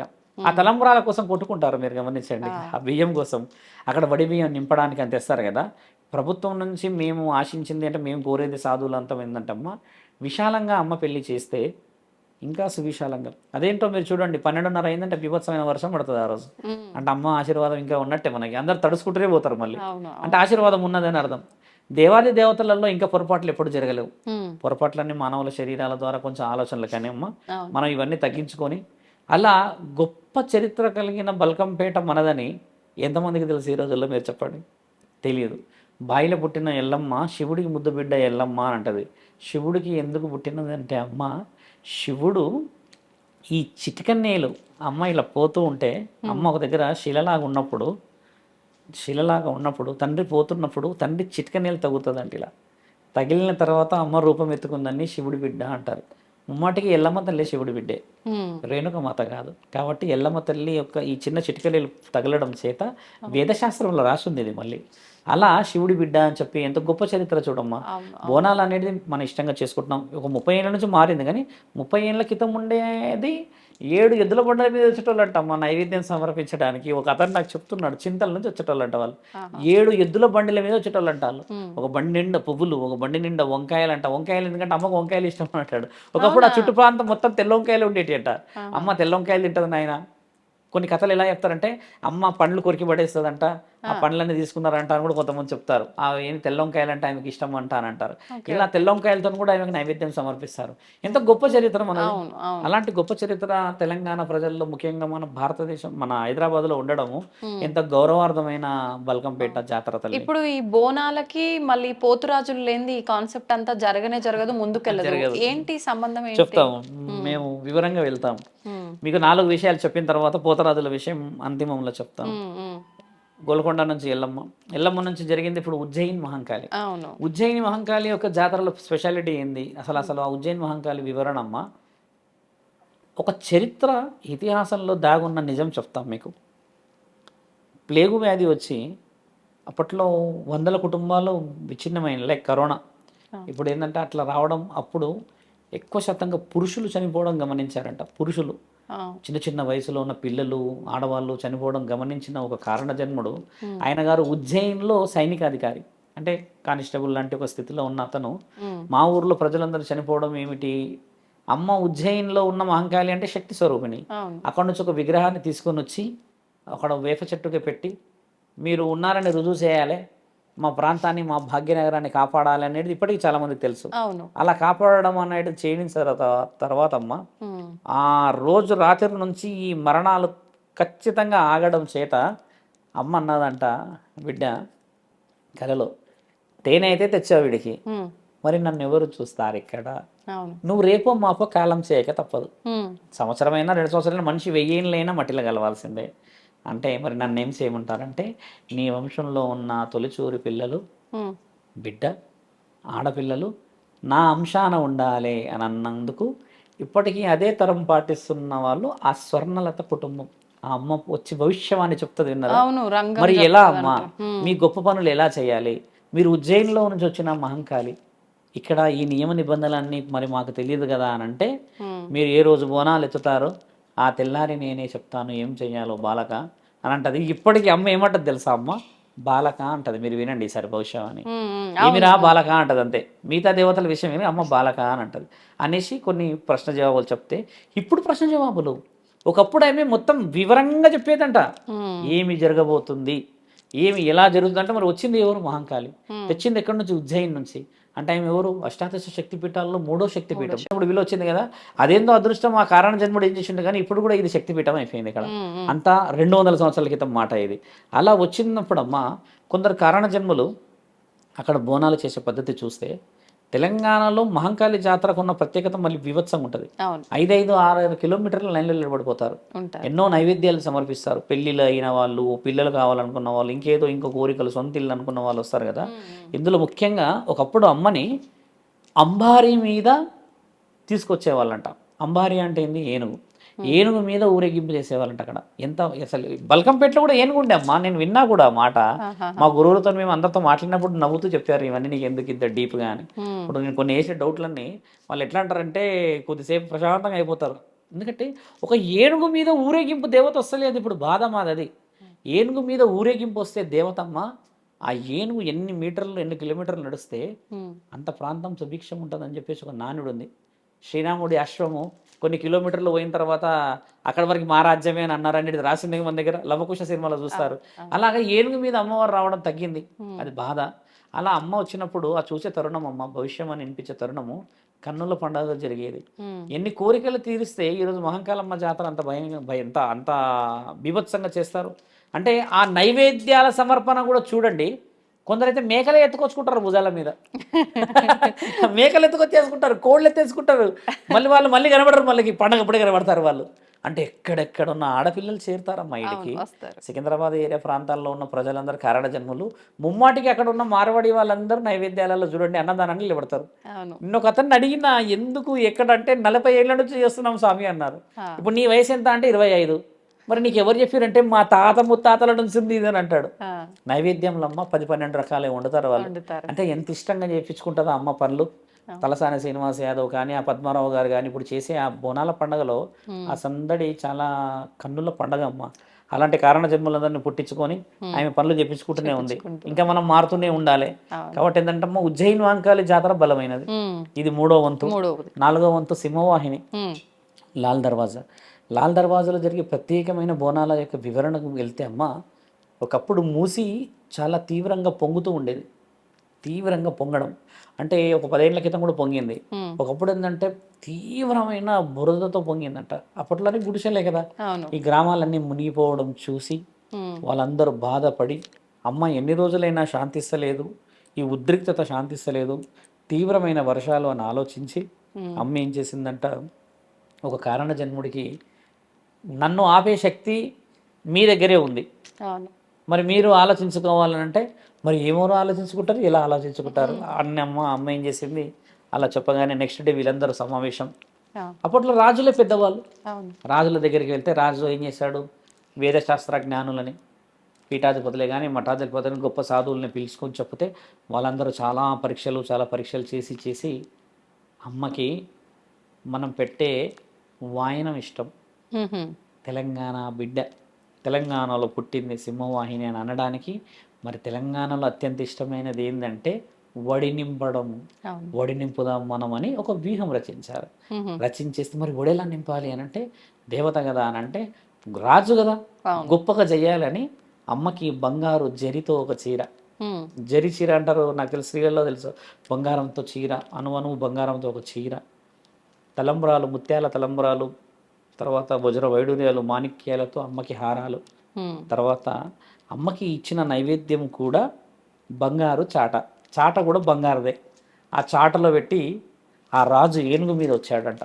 అందరు అంగరంగ వైభవంగా దీపాలు పట్టుకొని, మీరు అన్న బోనాలు అందరు రావాలి స్వామి అన్నారు కదా, ఆ విధముగా అందరూ వచ్చి గట్టి మేళాలతో వచ్చి ఇప్పుడున్న పురాణాపులు మూసీ నది ఉంది కదా, ఇక్కడ వరకు దిగిండంట అందులోకి, నీళ్ళలోకి, ఆ బురదలోనే దిగి, అమ్మ నన్ను నమ్ముకొని ఉన్న నా ప్రజలు నిన్ను నమ్మారు, నీ ఉన్నా అనేది రుజువు చేస్తే ఉద్రిక్తత ఆగాలి. ఆడపిల్ల వాయనం అనేది సుపరిచితంగా తెలిసినదే. నీ ఇంటికి నీకు కావాల్సిన వాయనం మేము ఇస్తున్నాం, మీరు స్వీకరించండి, ఇదే మేము పిలుస్తున్న ఒడి అని ఇలా వదిలేశాడంట. అలాగే నీళ్ళల్లో అది కొట్టుకుపోయింది, తర్వాత అది మునిగిపోయింది, వెళ్ళిపోయింది, అది విషయం వేరు. కానీ అలానే ఆయన నిండు బంగారాన్ని వదిలిపెట్టడం చేత ఆ రోజు రాత్రి ఆ ఉద్రిక్తత ఎక్కడ లేని వివరంగా తగ్గిపోయిందంట. ఆయన గారు ప్రకటన ఇచ్చాడంట, ఆహ్వానం పలకండి గట్టి మేళాలతో, ఆ నాదస్వరాలతో అమ్మని ఆహ్వానించండి. సింహవాహిని నాకు ఆ రోజు, ఆ చేసిన రోజు చాట వదిలిన రోజు రాత్రి ఆయన కలలో అమ్మ 8 సింహాల మీద వచ్చి ఆయనకు దర్శనం ఇచ్చిపోయిందంట. అలా వెళ్ళిన దర్శన భాగ్యం ఆయన తట్టుకోలేక పండగ వివత్సాన్ని ఎలా చేయాలంటే లోకం తెలిసేలా చేయాలి అని అన్నప్పుడు ఆ వైభవాన్ని తెలిసేలా చేసిన మహాపండగ సింహవాహిని లాల్ దర్వాజా. మీరు బిలీవ్ చేయండి, లాల్ దర్వాజా అమ్మవారు కూడా ఏనుగు మీదే వచ్చేది. నేను చూసా, కన్నులారా చూసాను. నేను నా చిన్నప్పుడు, నేను పుట్టి పెరిగింది అదే ప్రాంతం కదా, అమ్మవారిని ఆ ఏనుగు పేరు ఏదో పేరుందమ్మా, ఆ పేరు గుర్తు, ఆ పేరు మొన్న చనిపోయింది. 1300 సంవత్సరాల ఆ ఏనుగు. అమ్మ లాస్ట్ బోనం కూడా అక్కడే ఎత్తారంట, చనిపోయింది అది. అక్కడ తీసుకొని వచ్చి అమ్మను ఊరేగింపు చేయాలి అని చేసినప్పుడు స్వయంభుగా వెలిసిన విగ్రహం సింహవాహిని కూడా చెప్తాడు అక్కడ పురోహితులు. చిన్న గుడే కానీ ఎంత ప్రత్యేకత. అక్కడే ఎందుకు గుడి కట్టారంటే ఈ మూసినది పోయి అక్కడ ఆగేదట ఉద్రిక్తత. అట్లా దాంట్లో అర్థాలు చాలా ఉన్నాయి. ఇప్పుడు మీరు గమనించి చూడండి, ఓల్డ్ సిటీలో చాలా ప్రాంతాలు మునిగిపోతాయి, కొంచెం లోతట్టు ప్రాంతాలని. ఇలా 4 చరిత్రలు తెలంగాణలో, ఆంధ్రప్రదేశ్, మన హైదరాబాదులో ఉన్నాయి తల్లి. కాబట్టి బోనాలు నలుమూలలు అవుతాయి. ఒక్కొక్క మూలానికి ఒక్కొక్క అర్థం, ఒక్కొక్క మూలానికి ఒక అర్థం ఉన్నది. ఇన్ని అర్థాలల్లా బోనాల ప్రత్యేకతలు ఒక్కొక్క పండుగ విషయం చెప్పాము. ఇప్పుడు మీరు అడిగిన విషయంకి వస్తే అమ్మ, పోతరాజులు ఎవరు అని అంటే చరిత్రలో మళ్ళీ మొదటి ప్రశ్నకి వెళ్తాం. ఈ బోనాల పండుగ ఏంది స్వామి అని అన్నప్పుడు, నేను ఎక్కడికో మిమ్మల్ని కైలాసాన్ని వరకు పట్టుకుపోయినప్పుడు అమ్మని వేప చెట్టు దగ్గర తండ్రి వదులుతాడు. అమ్మ వయసు రీతి పెరుగుతూ వస్తూ ఉంటే పెళ్లి చూపులు ఈ సందర్భాలు వచ్చినప్పుడు అమ్మ తీవ్రంగా బాధపడుతుంది. ఈ పెళ్లి చూపుల్లో ఉన్న పెళ్లి కొడుకు నేను చంపితే నేను ఆడదాన్ని, నేను బాగోదు, నాకంటూ ఒక రక్షకుడు ఎవరు లేరు, కాబట్టి ఎవరో రక్షకుడు పెట్టడం ఏమిటి, నేను నా అంశాన పుట్టించుకుంటా ఒక శక్తిని అని తండ్రిని పసుపుతో ఒక పోతరాజు అనే విషయం కూడా తెలియదు. గౌకి పెడతాడు పోతరాజు. గౌకి అంటే అరవడమే అంటాడు అంతే, ఆయన ఏం మాట్లాడి ఉండదు. ఇప్పటికి కూడా చాలామంది అదే అంటారు, అనుడే ఉంటుంది. ఇటు నిమ్మకాయ పెట్టుకొని ఉంటాడు. ఆయన మీసాలు కూడా ఇలా బారేడుగా ఉంటాయి. ఇప్పుడు తగ్గారు, అలాగే లేరు. ఇప్పుడంతా బుడంకాయలు బీరకాయలు కనబడుతున్నారు మనకి. అలా ఉన్నప్పుడు ఆ వ్యక్తిని అమ్మ అలా శక్తిగా నింపినప్పుడు ఆయన పొలిమేరలో నుంచి లేచి వస్తాడు. పొలిమేరలో ఉంటాడు ఆయన, ఎందుకంటే తల్లి గుడిలో ఉంటే ఆయన పొలిమేరలో ఉండి రావడం జరగడం. అంటే నల్లపోచమ్మ తల్లి తల్లిని సృష్టించుకుంది. ముమ్మాటికి ఆయన గారు దేవాది దేవతలు అక్క చెల్లెళ్ళకి వీళ్ళందరూ. అలా అమ్మ రావడం, ఆ పెళ్లి కొడుకుని చంపడం, మళ్ళీ అమ్మ బాధపడి ఈయనని చంపితే ఏమొస్తుంది, గుణపాఠం నేర్పాల్సింది పైన కదా అని ఆయన బతికిస్తే తండ్రి ఏం చేస్తాడు, పొలిమేరలో ఉన్నప్పుడు ఊరంతా పండగ చేస్తారు. ఊరు ఎలా పండగ చేస్తారు, అమ్మ మహమ్మారి సృష్టిస్తుంది. మన దగ్గర అమ్మవారు అంటారుగా, మహమ్మారి సృష్టించి ఊరంతా బాధపడుతూ ఉంటే అమ్మ ఏం చేస్తుంది, ఇంకొక బిడ్డ వాళ్ళ మనవరాల్ని చేపలో చుట్టుకొని మనవని తీసుకొని పోతూ ఉంటే అమ్మ ఉన్న ఆ ప్రాంతంకి, ఆ వేప చెట్టు ప్రాంతం, ఆ కొండ ప్రాంతంలో అమ్మ కూర్చొని ఉంటుంది కదా, అక్కడ నుంచి పోతూ ఉంటుంది. అంటే ఊరు దాటిచ్చేస్తాను ఇక. ఈవిడ చూసి ఏమిటి ఎక్కడికి వెళ్తున్నావు, నీ మనవడిని తీసుకెళ్తున్నావే చుట్టుకొని అని అంటే, ఈమె అమ్మో ఎవరో ఈవిడ రాక్షసులాగా ఉంది, బ్రహ్మ రాక్షసులాగా ఉంది, చూడడానికి ఇంత ఉంది, భయపడుతుంది అంటే అమ్మ నవ్వుతుందంట. నేను నల్లపోచమ్మ తల్లిని, నేను చెప్పినట్టు మీరు వింటే మహమ్మారిని తగ్గిస్తాను. ఎందుకంటే అమ్మకి విలువ లేదు కదా, మరి విలువ రావడానికి ఇలాంటి కొట్ట పని చేయక తప్పదు. కాబట్టి అమ్మ ఏం చేస్తుంది, ఆ మహమ్మారిని తగ్గించడానికి ఏం చేయాలమ్మా అని అంటే, అప్పుడు ఊరికి వెళ్ళి వేపకమ్మలని పెట్టు ఇంటికి. నీవు కళ్ళు శాఖలు మన దగ్గర తెలంగాణలో లేదు, ఒకప్పుడు వేరు, మన దగ్గర ఓన్లీ బెల్లం శాఖలే. బెల్లం శాఖలు పెట్టమనండి, మేము వస్తామని చెప్పినప్పుడు వీళ్ళందరూ ఊరంతా ఒక దండోర వేసి అందరు పండగలాగా చేసినప్పుడు అమ్మ వచ్చి ఒక దగ్గర కూర్చుంటే, అమ్మకి గంగా స్నానాలు చేయడం, జల్లెడ స్నానాలు చాలా విలువైనవి. ఒక జల్లెడ నుంచి ఉదాహరణకు 1000 ఉన్నాయనుకో మా రంధ్రాలు, 1000 స్నానాలు అయినట్టు ఇలా అంటే. అందుకు జల్లెడ స్నానాలు చాలా ముఖ్యమైనవి. జల్లెడ స్నానాలమ్మ పిల్లలు కాని వాళ్ళు, సౌభాగ్యవతులు, తర్వాత ఆరోగ్య పరిస్థితి బాగున్న వాళ్ళు ఇట్లా ఆ ప్రక్షాళన జరిగిన నీళ్లు తీసి ఇలా మొహం కడిగినా, ఇలా నెత్తి మీద పోసుకున్న గంగా, త్రివేణి సంఘం, గంగా జమున సరస్వతి, మన దగ్గర 12 నదులు కదా, వాటికంటే నైపుణ్యత శక్తి వస్తుంది, దానికి ఉన్న విలువ అది. జల్లెడ స్నానాలు చాలా బలంగా చేస్తారు. దాంట్లో ఎన్నెన్ని పోస్తారమ్మా, పసుపుతో పోస్తారు, గంధంతో పోస్తారు, దేంతో పోస్తారు కదా, ఆ స్నానాలు చేయాలి. ఇవి చాలా మైక్రో లెవెల్ సీక్రెట్స్ ఇవన్నీ. రోగం వచ్చిన వాళ్ళని కూడా ఆ స్నానం చేసేటప్పుడు ఆ నీళ్ళు పడే దగ్గర గొడవ పెట్టేసేస్తారు. కొంతమంది ఇలా పట్టుకొని కూర్చుంటారు, ఆ నీళ్ళు పడుతూనే ఉంటాయి ఆయన మీద కూడా. ఇవన్నీ అఘోరాలు చేస్తారు ఇవన్నీ, ఎందుకంటే ఆయన దగ్గర ఉన్న దుష్టశక్తి గాలిపోవాలని. ఈ విధముగా మీరు అన్నట్టుగా అమ్మ నల్లపోచమ్మ తల్లి ఆ శక్తిని సృష్టించుకున్నప్పుడు ఊర్లో పండగ జరుగుతున్నప్పుడు బోనాలు అందరు ఎత్తుకోవడం చేయడం ఆనవాయితీ కదా. అప్పుడు మరి అమ్మని కాపాడేది ఎవరు? బాగా గమనించండి, తెలంగాణ ప్రాంతంలో కానీ ఏ ప్రాంతంలో కానీ తమ్ముడు అన్న కాపాడినట్టుగా అక్కా చెల్లెల్ని ఎవరు కాపాడలేరు. ఇది ముమ్మాడికి నిజం. కాబట్టి ఆ తమ్ముడిని సృష్టించుకొని ఏం చేస్తుంది అంటే, అమ్మ నాట్యం చేయాలి కదా, పండగ జరుగుతుంది కాబట్టి అమ్మ ఇలా నాట్యం చేస్తుంది అంటే అంటాం. ఈ చేతులు ఎర్రగోళాలు పట్టుకొని, వేపకొమ్మలు పట్టుకొని, పోతరాజు కూడా చాలా ఎత్తుగా ఉండి ఆయన ఎర్రగోళ అంటారు దాన్ని, ఇట్లా పెద్దగా. ఇప్పుడు వచ్చే చిన్నదే కానీ ఒకప్పుడు ఇంతలా ఉండేటి అని అంటూ ఉంటారు. ఆ ఎర్రగోళ పట్టుకొని కాళ్ళకి పాయ ఏదైతే వేస్తారమ్మా మనం, ఈ వాళ్ళు పెట్టుకునే ఆ గజ్జల శబ్దం ఏదైతే ఉంటుందమ్మా, ఆ మువ్వల సవడి చాలా వివరంగా. మళ్ళీ ఇంకోటి, మీరు ఇందులో మైక్రో లెవెల్గా మనం చేస్తున్న డిఫాల్ట్లో ఫాల్ట్ ఏం తెలుసమ్మా, ఆ రోజు అమ్మ చేసిన నాట్యమే ఇప్పటికి మనలు చేస్తున్నారు. ఈ చేతులు పట్టుకున్న వాళ్ళు డ్యాన్స్ ఎలా చేస్తారు, నాట్యం ఎలా చేస్తారని చూడండి. ఇలా ఈ చేతు ఇలా అనుకుంటూ పోతారు, కాళ్ళు అంటే ఇటుకొస్తారు ఇటుకోడు అనుకుంటూ ముందు పోతారు కదా. ఈ నాట్యం ముమ్మాటికి అప్పట్లో ఎందుకు చేసేవాళ్ళంటే అమ్మా, పోతరాజు మీరే అనుకోండి, నేను ఒక శక్తిని ఇప్పుడు బోనం ఎత్తుకుంటామ్మా, మీ కళ్ళల్లో కళ్ళు పెట్టి నేనైతే లోకాన్ని చూడలేను, ఎందుకంటే నేను ఆడబిడ్డని కాబట్టి నాకు భక్తియో శ్రద్ధనో బోనం నా మీద ఉన్నది, కొన్ని అలంకరణలు ఉండడం చేత అన్న మాత్రం లోకం మొత్తం చూస్తాడని అన్న కళ్ళని చూసుకుంటూ ఆయన సవ్వడి, ఆయన అయితే గజ్జల శబ్దాలు ఉంటాయమ్మా, దాన్ని ఆయన పోతరాజు నడిచేది శబ్దం కూడా వేరే వస్తుంది చూడండి. ఆ గల్లు అనేది సౌండ్ చాలా బాగుంటుంది. ఆయన గారి కాళ్ళల్లో ఈవిడ కాళ్ళు కలిపేదంట, ఇలా కలుపుతూ ఆయన చూసుకుంటూ పోయేదంట. ఈయన ఎర్రగోళాలు పట్టుకొని అక్కడ చూస్తూ ఇటు చుట్టుపక్కల వాళ్ళు ఇలా చూసేవాడంట. ఇలా చూస్తూ ఎందుకంటే ఆకతాయిలు ఉండవచ్చు, ఇంకేదైనా చేయవచ్చు. ఇలాంటి సందర్భం ఉన్నప్పుడు అమ్మ ఎనికి జరుగుతూ గుడి దాకా చేరేది. పోతరాజు ఎవరికి రక్షకుడు? ఇప్పుడు ఆడపిల్లలకి. ఇప్పుడు పోతరాజులు ఏం చేస్తున్నారు బాగా గమనించాలి, బీభత్సం సృష్టిస్తున్నారు. పోతరాజులందరూ కూడా కారణ జన్ములే ఇప్పటికీ ఉన్నారు. కొంతమంది ఒక 25% మంది కారణ జన్ములు ఉన్నారు ఇప్పటికీ. చిన్న వయసులో ఉన్న వాళ్ళు పోతరాజులు వేయకూడదు. పోతరాజులు వేసేది అక్కని చెల్లిని కాపాడడానికి. ఇప్పుడు అది కూడా వంశపారంపర్యంగా ఉంటుంది, వంశపారంపర్యంగానే వస్తుంది. ఎవరికైతే అంశంలో అమ్మ గుడి ఉంటుందో, ఎవరైతే వారసత్వంలో అమ్మ యొక్క నైవేద్యాలు ధూపదీపాలు కొన్ని కోరుతుందో, అలాంటి వంశంలోనే పుడతాడు పోతరాజులు కూడా. కొందరు ఎలా ఉంటారమ్మా, చూసుడే ఇంత భార్యడు ఉంటారు, వాళ్ళని చూస్తేనే పోతరాజును చూసినట్టు ఆ ఆనందం ఇది కలుగుతుంది. గోల్కొండలో కానీ బల్కంపేటలో కానీ వస్తారు కదా, వీళ్ళందరి యొక్క భక్తి శ్రద్ధలు చాలా ముఖ్యమైనవి. ఆనందం, భయం వేస్తుంది పోతరాజులను. ఇప్పుడు పోతరాజులు కొట్టేస్తున్నారుగా, అది కొట్టడానికి అర్థం ఏం తెలుసా? 70 సంవత్సరాల క్రితం మహబూబ్ నగర్ ప్రాంతంలో ఏమైందంటే, 70 కాదు 30-40 సంవత్సరాల క్రితం నలుగురు అక్కా చెల్లెలు చూడ చక్కగా అందంగా ఉండి బోనాలు ఎత్తుకొని వచ్చారట. కొందరు ఆకతాయిలు, ముఖ్యంగా బోనాల పండుగలో నేను మాట్లాడాల్సిన ముఖ్యమైన విషయం ఇదే. ఆ ఊరిలో అమ్మ నలుగురు అన్నదమ్ములు పోతరాజులు వేసేవాళ్ళు. నలుగురు అన్నదమ్ములు అంటే ఊరంతా ఒకప్పుడు అన్నదమ్ములు కుటుంబాలే కాబట్టి, ఈ నలుగురు అక్కా చెల్లెలు బోనం ఎత్తినప్పుడు కొంతమంది ఆకతాయిలు టార్గెట్ చేశారు ఆ మంత్, అంటే ఆ ఇయర్ వీళ్ళని బోనం కింద పడేసేయాలి, వీళ్ళని కొంచెం ఊర చూపుతో చూడడమా, లేకపోతే వీళ్ళని విచ్ఛిన్నం చేసి అపవిత్రం చేయడమా, అన్నీ ఈ వ్యూహం రచించారు.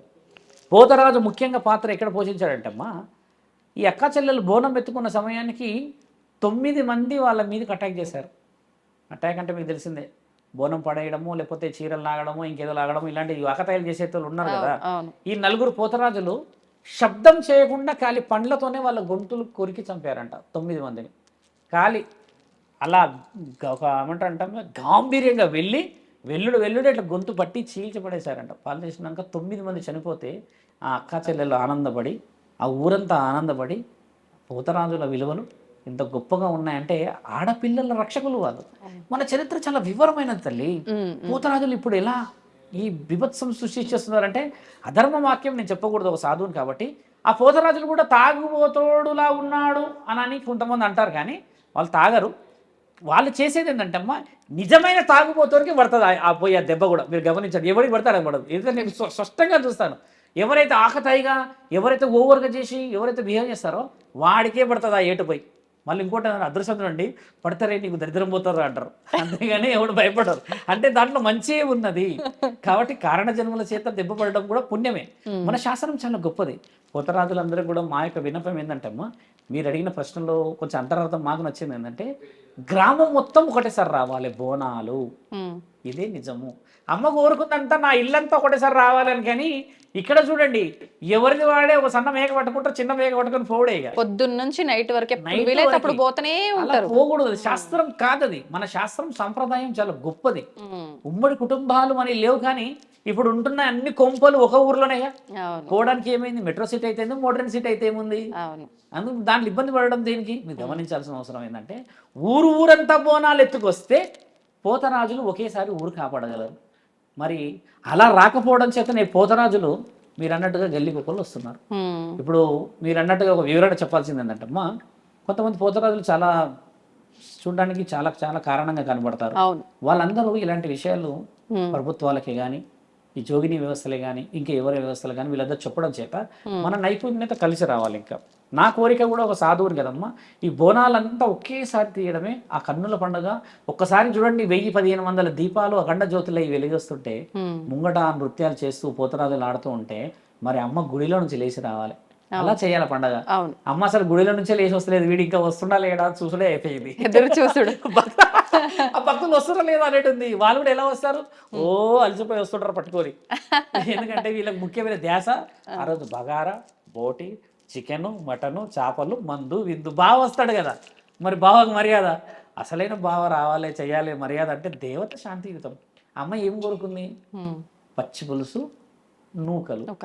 మరి ఈ నూకలన్నం చేయడానికి నీకు రోజా, నా బాధ అది. అమ్మకి సమర్పించి వచ్చినాక కొయ్యి కదా నువ్వు ఎంత పెద్ద ఏటను వస్తావు. అమ్మ కూడా కోరింది అదే. శాఖలు కానీ మర్యాదలు కానీ తెలంగాణలో సాంప్రదాయం తల్లి. ఒక 20-25 ఏళ్ళ నుంచి చూస్తూ ఉంటే సాంప్రదాయం విభిన్నంగా మారింది. శాఖ అంటే గుర్తొచ్చింది, కళ్ళు శాఖ పోస్తుంటారు, లేదంటే నీళ్ళ శాఖ పోస్తుంటారు, బెల్లం శాఖ పోయాలి. కళ్ళు శాఖ ఏంటంటే పోషమ్మ తల్లికే ఎక్కుతుంది. ఎందుకంటే మరి ఆవిడ పెరిగింది ఎక్కడ, అడవిలో. మాంసాహారం ఎవరికి ఎక్కుతుంది, పోచమ్మకి. పెరిగింది ఎక్కడ, అడవిలో. మరి కపాలాలు ధరించింది అమ్మకే కాబట్టి, అగ్గిలో పుట్టింది కాబట్టి, ఆదిపరాశక్తి నల్ల పోచమ్మ తల్లి శక్తి ఏ శక్తి తట్టుకోలేదు. మహంకాళి కూడా అమ్మ శరీరమే తీసుకొని రాక్షస సంహారణ చేస్తారు అని అన్నదానికి ప్రతీక మన దగ్గర జరిగే దసరా ఉత్సవాలు. లాస్ట్ శక్తి ఎవరు, మహిషాసుర వర్ధని. అంతకు ముందు రోజు మహంకాళి. మరి మహంకాళి శక్తిలోనే దుర్గామాత కలిసింది, కానీ దుర్గామాతలో మహంకాళి కలవాలి. అన్ని శరీరాలు తట్టుకోలేవన్న ఉద్దేశంగా సంహారణ మీరు ఏ చిత్రంలో చూడండి, ఏ సినిమాలో చూడమ్మా, లాస్ట్ రూపం మాత్రం బీభత్సమేగా. అమ్మ 14 చేతులు, నల్ల రూపము, చంద్రవంక ఇంత పెద్దది వస్తుంది. ఆ రూపం ముమ్మాటికి మహంకాళిదే. ఇప్పుడు మీరు ఇందాక చెప్పినట్టు భవిష్యవాణి అంటే రంగం అని అనొచ్చా, పచ్చికొండ పైన సాధ్యపడుతుంది. మహాముఖంటికి ఇచ్చిన ఆజ్ఞ ధర్మశాస్త్రాల ప్రకారంగా నేను అది మీకు ఆ సీక్రెట్ చెప్పకూడదు, కానీ చెప్పి వెళ్తాము. అమ్మ నించునేది గాలిలో, కుండ మీద కాదు. మీకు అర్థమైంది విషయం, గాలిలో. ఎందుకంటే దేవత శరీరాన్ని ఆవహిస్తుంది కదా. మన శాస్త్రంలో ఇది కూడా వివరంగా ఉందమ్మా. నేను మళ్ళీ శరీరం మీద దేవతలు వస్తారు అన్న దానికి నేను చాలా అగెనిస్ట్ పోతా, కానీ నగ్న సత్యం ఏంటంటే, ఏ దేవత శరీరాన్ని అయితే ఆవహిస్తుందో శాస్త్ర గ్రంథాల ప్రకారంగా మాట్లాడితే, ఆ దేవత ప్రకృతిలో నిలబడగలదు ఇలాగా. ఇది వివరణ.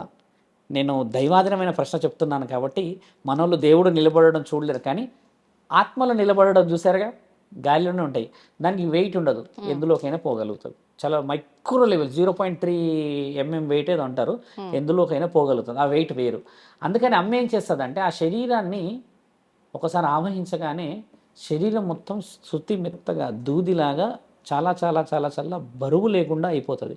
అప్పుడు అమ్మ నిలబడేది ఆ కుండ మీదనే, కానీ ఆ కుండ ఆ బరువుని తట్టుకునే పరిస్థితిలో ఉంటుంది. పచ్చి కుండ మీద మరి నువ్వు ఇలా చేతి పెడితేనే లోపలికి పోతుంది. అంత శక్తి అంత వెయిట్ ఉన్న వాళ్ళు ఎలా కూర్చుంటారు? దీంట్లో అంతరార్థం అది. దీని అంతరార్థం ఈ రోజుల్లో మీరు అన్నట్టుగా ఒక ఆయన గారు వచ్చారు, మరి ఆయన ఫీల్ అయిపోతాడేమో నేను చెప్తే, కానీ పెద్దగా పెట్టారు కుండ. ఇక బీభత్సం సృష్టిస్తారు, ఓ డమ డమ డమ డమ డమ డమ డమ కొడుతూనే ఉన్నారు. అది ఊదులు వీధులు వేస్తున్నారు. ఇక ఆయన వచ్చాడు అక్కడికి, ఆఖరికి భారీగా ఉన్నాడు, వచ్చాడమ్మా పచ్చికుండ మీద నిలబడతాడని టాక్ హెవీగా అయిపోయింది. అందరూ చూస్తున్నారు. నేను అప్పుడు డిగ్రీలో ఉన్నా, మంచిగా జీన్స్ టీషర్ట్ వేసుకొని నేను అందరికంటే ముందు గోడ మీదకి ఎక్కి కూర్చొని ఉన్నా, ఏం జరుగుతుందని. అయితే ఆయన కాలు పెట్టుకుంటే టపాలు అన్నదమ్మా, ఇక్కడి వరకు ఆయనకి తెగిపోయింది. అది ఆ రక్తం ఇట్లా ఒక్కసారి ఇట్లా వచ్చేసినట్టు కాగానే ఆయన ఏం చేయగలుగుతాడు ఇప్పుడు? ఇక ఇక్కడ ఉన్న వాళ్ళ మీద అందరి మీద వెయిట్ వేసేస్తున్నాడు. ఆ వెయిట్ వేసేసినప్పుడు పచ్చికుండ మీద నిలబడేదని కొంత ఆకతాయిలు, పచ్చికుండ పగిలిపోయిందో ఒకటి అరుస్తున్నాడు, ఇంకోటి అంటున్నాడు అపవిత్రమని అరుస్తున్నాడు. నిజమైన శక్తి ఆమె నిలబడగలుగుతుంది. అంటే ఎందుకు తల్లి, ఒక మాట చెప్పాలంటే అమ్మ పచ్చికుండ మీదనే కూర్చొని భవిష్యత్తు చెప్పేదని కూడా ఉన్నాయి కొన్ని సినిమాల్లో. ఆ సినిమాల్లోకి ఎలా వచ్చాయి మీరు చెప్పండి? ఆ సినిమాలో ఉన్న వాళ్ళు ఎవరు దేవుళ్ళ? వాళ్ళ నిజ జీవితంలో జరిగిన పురాణాల ఆధారంగా చేసినాయి. కాబట్టి మన దగ్గర శక్తి ఆవహించడం ఉన్నది, కానీ దానికి అంతరార్థం పరమార్థం వేరే. ఇప్పుడు ఎవరమ్మా పిల్లలు, ఆడపిల్లలు వయసు తారసత్యం లేకుండా అమ్మవారి శరీరం మీదకి వచ్చిందని చెప్పి ఇష్టం ఉన్నట్టు ఏది పడితే అది ఏదో చేయడం నేను ఒప్పుకోకపోవడమే అది శక్తియుక్తముగా. బోనాల పండుగ ఇంత వివరంగా మీకు చెప్పాం, ఇప్పుడు మీకు కొంచెం తెలిసి ఉండొచ్చు పండుగ, కానీ అమ్మ నేను కొంచెం ఇంత డెప్త్లో చెప్పిన దాంట్లో అమ్మ పండగల నేను ఎక్కడైనా వివరణ ఇలా ఉందని చెప్పానా? ఇప్పుడు చేస్తున్న పండగలో చూడండి, ఇంత చిన్నవాడు ఉస్ అంటున్నాడు. ఏం ఉస్సు? ఆ బుస్సు ఎందుకు? దానివల్ల నువ్వు ఎందుకు దేవతలను అంత అంత అపవిత్రం చేయాల్సిన అవసరం ఏముంది నీకు? అంత దేవతలు, ఎల్లమ్మ చరిత్ర గొప్ప ఎక్కడ, నల్లపోచమ్మ తల్లి చరిత్ర గొప్ప ఎక్కడ, పార్వతీమాత అంశాన పుట్టిన చరిత్ర గొప్పలు ఎక్కడ, సింహవాయినన్నా, గోల్కొండ అన్నా, ఉజ్జయిన్ అన్న, ఇన్ని గొప్ప చరిత్రలల్లా ఎందుకు మనం భ్రష్టు పట్టే పరిస్థితికి వచ్చాం? ముఖ్యంగా శివసత్తులకు చెప్పేది ఏంటంటే, వాళ్ళు బోనం ఎత్తడం చాలా నచ్చింది నాకు. వాళ్ళే ఎత్తాలి బోనం. ఎందుకు ఎత్తాలంటే వాళ్ళ శరీరం పురుషుడిది, తత్వం స్త్రీది. ఈ కండ, ఈ మెడ మీద ఉండే బలం పురుషుడికి ఉండదు, అలా అని స్త్రీకి ఉండదు. ఎందుకంటే పిల్లలు అంటారు బాలెంతలో ఇంకేదో సౌష్ఠవత్వం నెలసరిలో ఉండడం చేత ఆ బరువు వీళ్ళు మోయలేరు బోనం మీద. అర్ధనారీశ్వరి తత్వంతో పుట్టిన వాళ్ళు ఎత్తితే బోనం ఎంత కన్నుల పండగ అంటే, మరి వాళ్ళు 1-2 గంటలు ఎత్తడానికి ఆ అంశంలో పుట్టిన వాళ్ళమ్మా వాళ్ళందరూ. వాళ్ళ విలువలు ఎంత గొప్పయి. గోల్కొండ బోనాలకు దగ్గర చూడు వాళ్ళే ఉంటారు, ఉజ్జయిన్లో చూడండి వాళ్ళే ఉంటారు. ముఖ్యంగా బల్కంపేటలో ఎత్తేది బోనాలు వీళ్ళందరూ. ఎల్లమ్మ తల్లి బోనాలు వాళ్ళే ఎందుకు ఎత్తుతారు అంత ప్రత్యేకంగా చూడండి. మిగతా వాళ్ళు జోగినీలు బోనం సమర్పిస్తేనే అమ్మవారు మెచ్చుతుంది అని అంటారు కదా. మెచ్చుతారు. ఎందుకు మెచ్చుతుంది అంటే, మరి ఆవిడ పుట్టింది ఎవరికి గమనించి చూడాల్సిన విషయం. లోతుకి వెళ్తే మహాముఖంటి శరీర అంశంలో పుట్టారు వాళ్ళు. కాబట్టి ఆ అంశం నుంచి వచ్చిన శరీరాలు ఎత్తుతే మరి ఆవిడకి ఆనందమా కాదా? అందుకని వాళ్ళని ఈ జోగిని వ్యవస్థ లేకపోతే శివశక్తుల వ్యవస్థ అనడం కంటే ముఖ్యంగా అర్ధనారీశ్వరి వ్యవస్థ అని అంటే డైరెక్ట్గా ఇట్ ఈస్ అప్లికబుల్ టు పరమశివుడు. అది చేస్తే ఎంత గౌరవం. వాళ్ళందరూ ఏకం కావాలి, ఊరూర బోనాలు ఏకం కావాలి, ఇప్పుడు అన్నీ మారాలి. ఇట్లా అవాంఛనీయంగా చేసుడు ఆడుడు చేసుడు చాలా తప్పమ్మా. ఎందుకంటే నేను అడిగిన దానికి సమాధానం కూడా నాకు అదే కావాలి. ఏమి నీ అంశంలో ఉంది అని అంశ. ఇప్పుడు ఒక అంశ అంటే ఏంటంటమ్మా, దేవత యొక్క శక్తి. వంశ అంటేనేమో నీ వంశం. నీ వంశంలో ఒక దేవత ఉన్నది అని అనుకోవడం కాదు, దేవత అంశంలోనే నీ వంశం ఉన్నది. వాళ్ళ నుంచి వచ్చిన పుట్టుకలే ఇవన్నీ కదా. మరి ఈవిడని ఎలా నువ్వు తక్కువ అంచనా చేస్తావు తల్లి? తప్పు కదా. కాబట్టి ఏంటంటే కొంతమంది కారణ జన్మలు నిజంగా బోనాలు ఎత్తి నిజంగా ఆడే ఆ నాట్యం నిజంగా వాళ్ళ ఇంట్లో ఎక్కడ లేని లక్ష్మి పొంగుతుంది. కొందరు ఇంట్లో చూడండి, పండగ చేసాం మొన్ననే అప్పుడే ఇలా చనిపోయాడు, పండగ చేసాము మొన్ననే మొత్తం నాశనం అయింది, పండగ చేసాము అప్పులు అయిపోయినాయి. ఇవన్నీ ఎందుకు వస్తాయంటే అమ్మ నీ దేవత గుణగాలు ఏందో నువ్వు తెలుసుకో.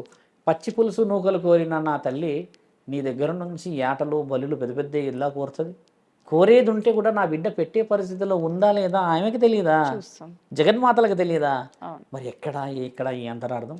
కాబట్టి ఏంటంటే మమ్మల్ని చాలా వ్యతిరేకిస్తారు కూడా చాలా మంది, అందుకనే తప్పకుండా అండి, మీకు కూడా బోనాల పండుగ శుభాకాంక్షలు మా ఖచ్చితంగా. అందరి తరపున. నిజంగా చాలా లోతైన వివరణ ఇచ్చారు. ధన్యవాదాలండి. నమస్కారం. దీన్ని తవ్వండి, తవ్వుతూనే శివలింగం. పరమాత్మకు జీవా సరే దాన్ని అట్లా కప్పేసేయండి, చూపించదండి. Krishna is there. మూర్తి పూజ కాదు, సాక్షాత్ బ్రజేంద్ర నందన భగవాన్ ఉన్నారు మూర్తిలో. ఏమీ ఆశించకుండా ఆరాధించే వాళ్ళు కూడా ఉన్నారా ప్రభుజీ? నిజమైన భక్తి అంటే మనకు తెలియదు కాబట్టి